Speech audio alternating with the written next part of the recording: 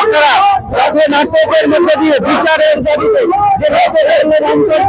একটি মানুষের কাছে কি করে পারলেন যদি বলে বলেন মানুষের কাছে একটু বলতে দেন মানুষের কাছে সবাই সচেতন আজকে গান্ধী স্কুলের প্রত্যেকটা প্রাক্তনী পথে নেমেছে। এই নামতে কেন হয়েছে, কাদের জন্য নামতে হয়েছে, কারা আমাদের ভালো রাখতে চেয়েছিল, যাদেরকে আমরা আমাদের ভালো রাখার দায়িত্ব দিয়েছিলাম তারা তো রাখেনি, তাই আমাদের মাঠে নামতে হয়েছে, রাস্তায় নামতে হয়েছে।